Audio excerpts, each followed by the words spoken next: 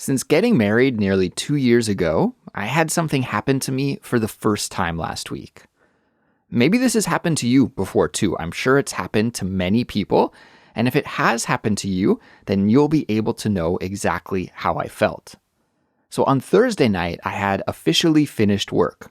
But I stuck around at my office just to take care of a few little things before I went home. Throughout the evening, I was texting back and forth with my wife. We're not one of those couples who constantly text throughout the day. I know some couples are like that, but both of our jobs require us to be away from our phones during some parts of the day, and that means that we're both really slow to reply to texts in general. So we're not really a texting back and forth all day kind of couple, but on that night we were actually texting each other back and forth. Just little messages like, did you finish work yet? Are you hungry? What do you want to eat for dinner? Those kinds of little texts. So we were texting back and forth. And when I was getting pretty close to calling it a day and going home, my wife sent me another text saying that she was going to take our dog, Pinky, out for a walk, and that if the timing was right, maybe I could meet up with them while they were on the walk and we could all go home together. So that sounded like a good idea to me. So I shut down my computer and I got ready to leave work. I washed up the Tupperware containers that I used to pack my lunch and the thermos that I used to transport my daily supply of coffee to the office with me. So I washed up all of those things, I packed up my bag, and I got ready to go home. Just as I was putting on my jacket, I felt the vibration of my phone in my pocket, alerting me that I had another text. So I pulled out my phone and I took a look, and my wife had sent me just a one-sentence message that said, "Something shocking just happened." My name is Andrew, and this is bonus episode number 44 of the Culips English podcast. Thanks for clicking play and joining me for this English study session. Today, I'm going to tell you the story of the shocking event that my wife witnessed. And then a little later on, at the end of the episode, I'm going to teach you about an important English expression that you'll hear me use today. I'll go into the details about what it means, and I'll give you some example sentences that will help you to understand how English speakers use the expression so that you can add it to your vocabulary and level up your English speaking and listening skills at least another little bit. That's what it's all about, right? Building your understanding of how this weird and wonderful language works step by step, and along the way, putting in the work, spending time with English so that we can reach that goal. So I'm proud of you for doing that right now, because this is exactly what you need to do to get closer to reaching your goals. And I'm honored that I can ride along and be beside you on this journey. Speaking of journeys, I think you'll probably agree that the English learning journey is a long and bumpy ride. And sometimes you might feel like you're lost on that journey. Sometimes you might not know if you should go left or if you should go right, up or down. Of course, metaphorically speaking, but you might feel like if you only had a map, well, then you'd be easily able to arrive at your destination. But without that map, you're worried that you might be just spinning around in circles. Well, I've got good news for you because I'm going to share a map with you. At least a map for this part of the trip, for this part of the journey.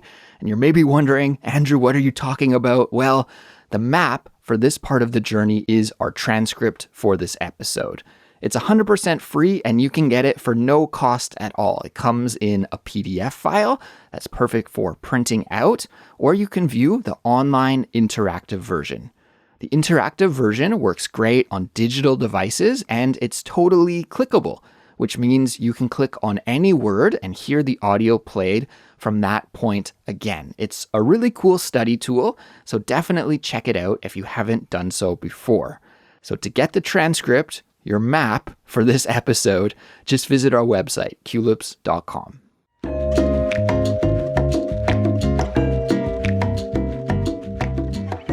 Let's get back to my story. So my wife had just texted me that something shocking had happened. Now imagine if one of your loved ones, maybe your spouse or a sibling, a close friend, or maybe even your child. Someone like that sent you just a one-line text message saying that something shocking had happened. What would your reaction be? I don't know about you, but my mind tends to naturally go to a dark place in that kind of situation. I immediately start thinking about a bunch of worst case scenarios. So I knew my wife was taking our dog Pinky for a walk, so it must have been something that happened outside. So did she see a car crash? Did another dog attack Pinky? Did some random person come up and attack my wife or the dog? And so on and so on. I had these kind of negative, worst case scenario thoughts. In English, we have two words that we usually use to talk about unexpected situations that occur out of the blue, suddenly and without warning. Those two words are, what are they? Quiz time. What are they? They are surprising and shocking, right? Surprising and shocking. And as an English teacher, I get a lot of questions about these two words. Many people ask me what is the difference between them because they're pretty similar. Actually, do you know? Do you know what the difference is? If you asked an English native speaker, maybe they wouldn't even know how to answer that question because from time to time, English speakers actually do use them interchangeably, but there is a nuance and a difference between them. So let me explain. So the word surprising is more of a neutral term, and it generally implies a positive or maybe even a neutral reaction to an unexpected event or unexpected information. So for example, if you were to get a gift from a friend, then you might say that was a surprise. Wow, I got a gift. Amazing. I wasn't expecting it. That's a surprise. But on the other hand, shocking has a stronger and a more negative connotation. It suggests that the unexpected event or unexpected information is very negative. It's unsettling, it's disturbing, or maybe even traumatic. So for example, imagine that you heard that a close friend of yours suddenly passed away. That's really, really bad, right? And you would describe that as shocking news. Now, when my wife sent me that text message on Thursday, she wrote me in the Korean language. My wife is Korean, and often she's too lazy to text me in English, so she'll just write to me in Korean. And I'm the same way. I'm too lazy to text in Korean, so I'll just send her text messages in English. I guess it's not the best habit. It's not great for us when we're trying to practice outputting in each other's languages. But I guess it does help with our reading comprehension, so it works. And maybe if any of you out there who have a partner who speaks a different language than you do, you might do the same thing. I'm sure it's pretty common amongst cross-cultural couples. Anyways, so I thought when I got this text message that maybe something was lost in translation. Maybe my wife meant that something surprising had happened, and I just interpreted the message in the wrong way. So I took another look at my phone, and I was wrong. My wife clearly used the Korean word 충격, which is the equivalent of shocking in English. So I think you can see how my mind then did go to the worst case scenario, right? Obviously, the first thing I did was to text my wife back right away and try and get some more information to see what happened. So as I was waiting for a reply, I left my office and I started going home right away. A few minutes later, I checked my phone and there was no reply. Of course, when you are worried in that situation, the reply never comes, right?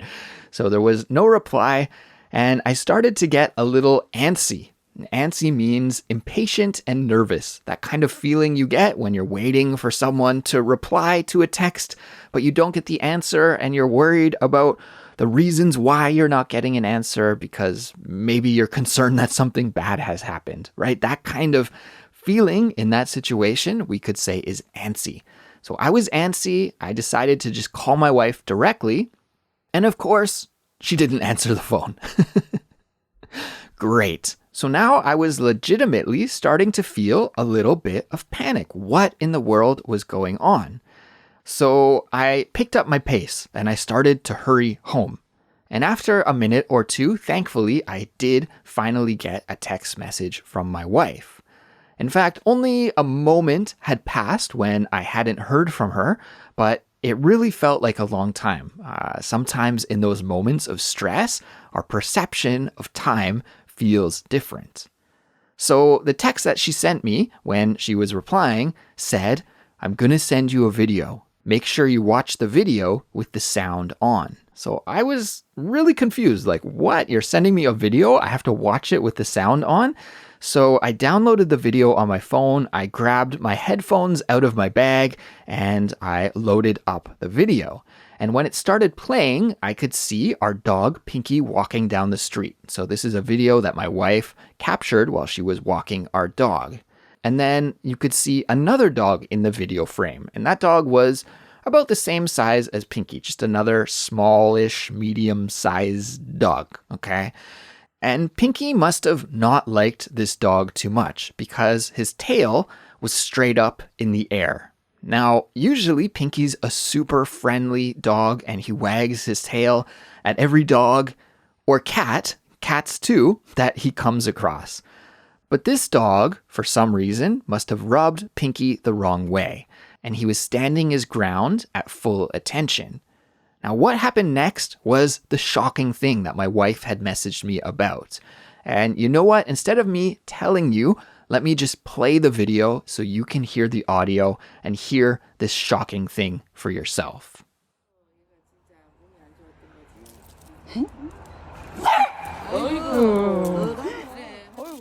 Okay, so that was the shocking thing.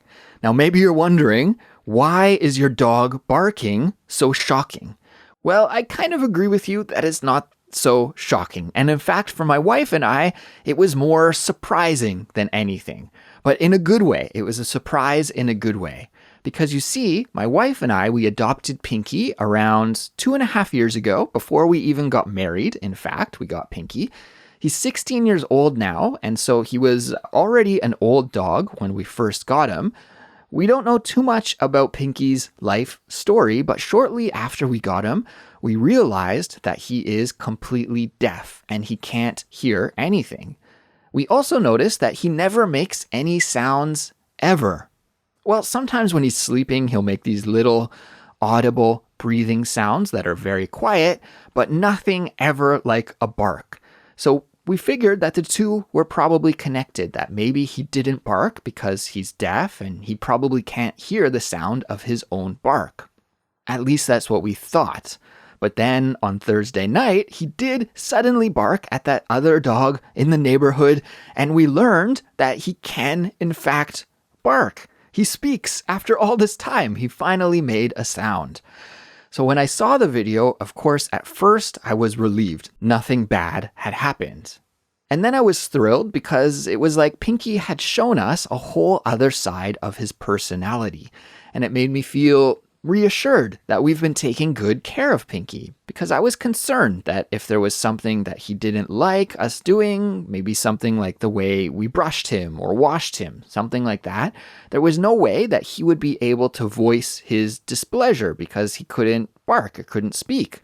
But now we realize that the whole time he's known how to bark, he just hasn't felt the need to ever do it, to ever bark. So my wife said that she watched that video about 20 more times that night, and to be honest, I watched it many times too, and it was really lucky that my wife captured it on film. Like, talk about having your camera out and filming at the right time, right? So all in all, I got a bit stressed the other night because of my wife's text for really no good reason at all, and in the end, we all walked home together, my wife and I being more surprised than shocked. As always, we had a busy week here at Culips last week. On Friday, we uploaded a brand new Real Talk episode about how to apply for a part-time job. I think this episode will be great for those of you who might want to do this in the future in an English-speaking country. This episode features Cassie and myself, and I think it teaches a lot of really valuable and practical vocabulary and expressions for any of you job hunters out there. So if you haven't given it a listen yet, then I encourage you to do so. I also met up with two of my co-hosts last week, Suzanne and Anna, and we recorded some new simplified speech and chatterbox episodes. No spoilers, I'm not going to tell you exactly what the episodes were about, but I guess I can give you a hint. One is about dancing, and the other is about a work-life balance issue. So there's a lot of cool Culips content for you to look forward to in the near future. So please keep your eyes on your podcast feed, and they'll be coming out soon. And now it's time for this week's vocabulary lesson. At the end of each bonus episode, I like to take just a few moments to teach you about an interesting and useful English expression. Today, let's learn about the idiom to rub someone the wrong way. To rub someone the wrong way. Actually, I used this expression a little bit earlier when I was talking about my dog Pinky and how he barked at another dog when my wife was taking him for a walk. Why don't we go back, rewind, and listen to that part of the episode just a couple more times so you can hear how I used that expression in context. Here we go. But this dog, for some reason, must have rubbed Pinky the wrong way. But this dog, for some reason, must have rubbed Pinky the wrong way. Okay, so now we've heard how I used it in context in this episode, but let's now talk about what to rub someone the wrong way means. So when we say that someone or something rubs us the wrong way, we mean that it's annoying or it irritates us or bothers us in some way.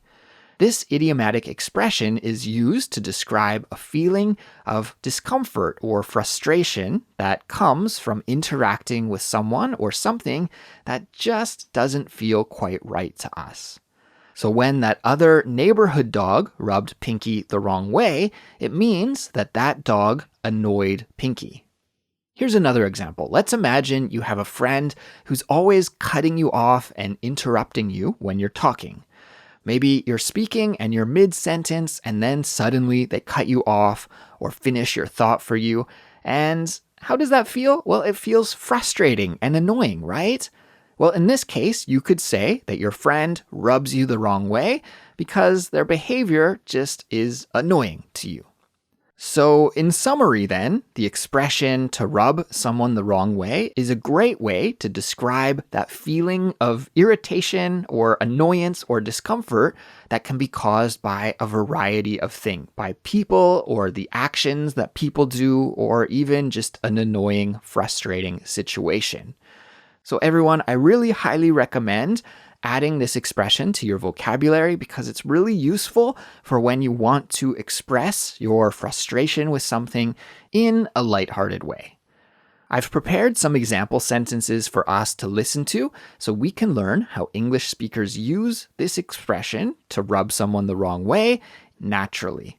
So let's listen to the example sentences now. Here we go with number 1. Example sentence number 1. I know he's just trying to be funny, but his jokes always rub me the wrong way. I know he's just trying to be funny, but his jokes always rub me the wrong way. Let's break this example down. In this example, the speaker was talking about a friend or acquaintance that he knows who is always telling jokes, but the jokes rub the speaker the wrong way. Okay, so have you ever been in that kind of situation where somebody is telling jokes, but maybe the jokes are rude or sexist or racist or something, and they're not really that funny? They just actually make you feel annoyed?